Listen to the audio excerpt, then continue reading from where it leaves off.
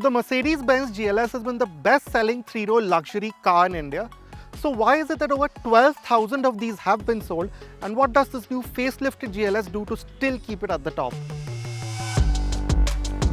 With this update, Mercedes-Benz seems to have decided to not fix what isn't broken. The result is you have some minor but effective changes to the outside of the new GLS. The most apparent of these is the bigger 4-bar grille. Mercedes says it's inspired by the G-Class, and it does seem to add a toughness to the GLS while keeping its rich look intact. This also goes quite well with the more detailed look of the new pixel LED lamps. Similarly, the new bumpers with their textured inserts and measured chrome adornments make the GLS stand out, but not in an especially flashy way.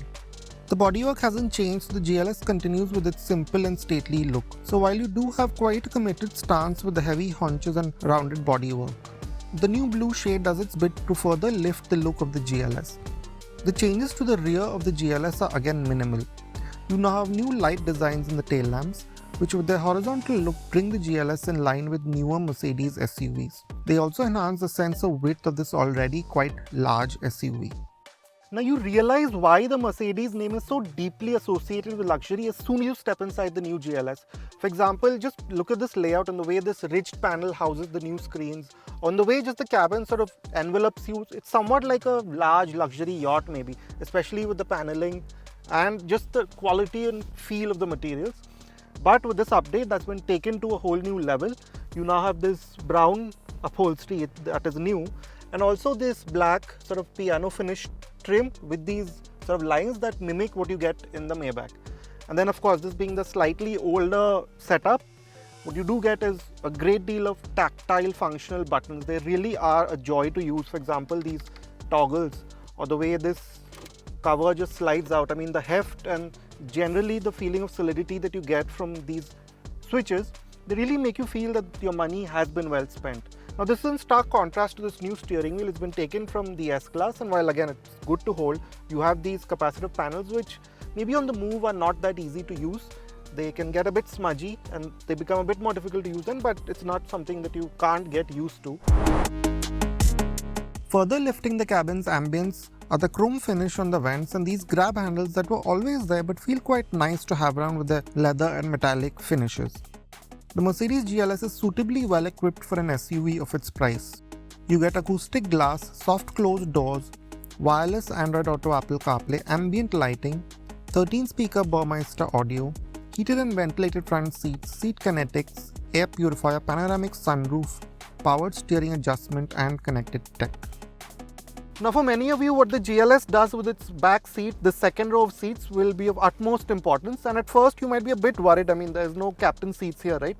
But don't worry, because what you get with this update is the extended comfort package, which first of all gives you this longer center console. So you have a storage space here, another phone charger here, a pocket here, and this. A 7-inch tab through which you can control pretty much the seat controls, the climate controls, the navigation, pretty much most of the functions of the front MBUX screen you can do right from here. But that's just the start, because what you do get also, you do get the powered adjustments that like I just said. So you can recline to a good angle, but you also get the chauffeur mode, which will, as you can see, give you as much space as pretty much any full-size Range Rover Maybach style limousine SUV. So this is about the kind of space that you have, and as you can see, it's more than adequate for me. Yeah, you don't get a footrest, so if you're really picky, then that might be an issue. But you can also fold in the blinds like this and roll up the sun blinds too.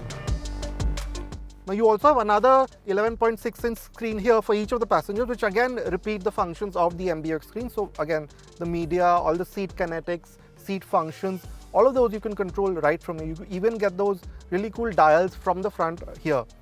And needless to say, the quality, the trim, the materials, all of them have been repeated right from the front. So it's a very, very comfortable, very luxurious place inside. Like I mentioned, space is not much of an issue. You have a good amount of headroom, a lot of knee and leg room, maybe underside support. There could have been extendable swaps considering how much it cocoons you. But yeah, aside from a bit lacking in underthigh support, we think this is about as good a backseat as you can get at this price. And of course, you have other functions like a 5-zone climate control, so 2 front, 2 for these and another one behind. Ambient lighting and those Burmester stereos here as well.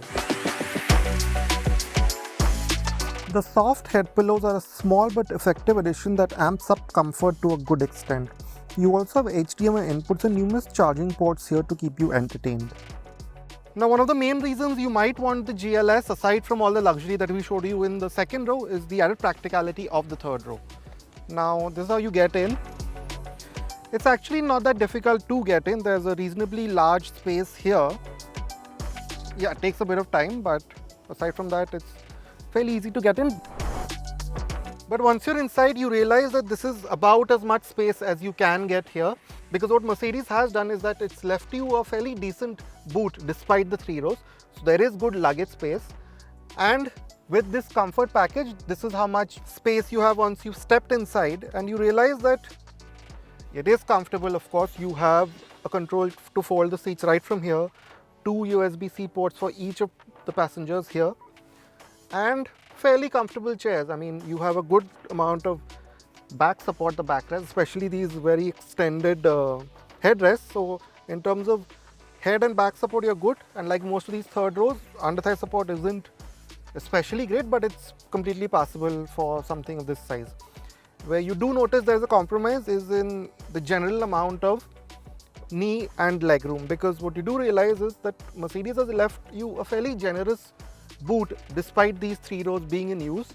And with the comfort package, this is how much you can possibly move this second row forward before it gets stuck over here within this whole arrangement. So did you do realize that this is really how much space you can have? Of course, headroom is not all that bad.